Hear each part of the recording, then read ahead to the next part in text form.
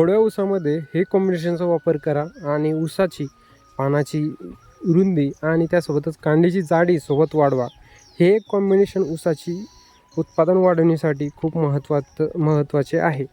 फवारणीसाठी आपल्याला या 4 घटकांचा वापर करायचा आहे।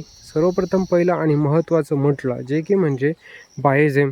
याच्यामध्ये सीड एक्स्ट्रॅक्ट बघायला मिळत असतं। हे ऊसाची वाढ फास्ट करण्यासाठी मदत करत असतं। सोबतच आपलं पीक स्ट्रेसमध्ये रिलीज होण्यासाठी स्ट्रेस रिलीजसाठी जबरदस्त फायदा आपल्याला देत असतं। त्याचबरोबर ऊसाची फास्ट वाढीसाठी चांगला फायदा आपल्याला बघायला मिळू शकतो। याचा वापर आपल्याला प्रतिपंपासाठी 15 ml पर्यंत इथं वापर करायचा आहे।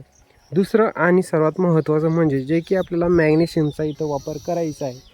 मॅग्नेशियमच्या वापरामुळे आपल्या पिकाची जी काही पानं आहे पानांची रुंदी वाढवण्यासाठी मदत होत असते व प्रकाश संश्लेषण क्रिया ही सुद्धा चांगली होते।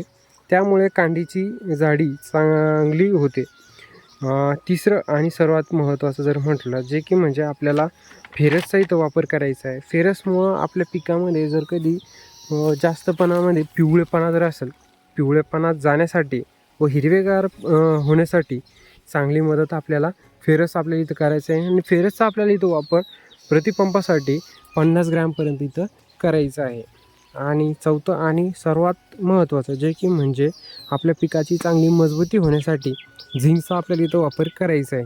झिंकचा देखील आपल्याला वापर प्रतिपंपासाठी 50 ग्रॅमपर्यंत इथं करायचं आहे। आणि शेतकरी मित्रांनो सर्वात महत्त्वाचं म्हणजे जे की सर्वात शेवटचं आपल्याला सिलिकॉन बेस स्टिकर याचा देखील आपण इथं वापर केला गेला पाहिजे। जेणेकरून काय होईल आपल्या पिकाला प्रॉपरली ते पानांना शोषून घेण्यासाठी मदत करेल व पानावर चिटकून राहिल्यामुळे आपल्या पिकाला जास्त फायदा मिळू शकतो। कारण की आपण स्प्रे करतो ते फक्त धुवून जाऊ शकतं। त्यासाठी सिलिकॉन बेस स्टिकरचा वापर आपण नक्कीच केला पाहिजे। बाकी शेतकरी मित्रांनो ऊस पिकासंबंधित अशी नवीन व्हिडिओ बघण्यासाठी या चॅनलला सबस्क्राईब मात्र नक्कीच करा। चला तर मग भेटूया अशा नवीन व्हिडिओमध्ये। तोपर्यंत धन्यवाद।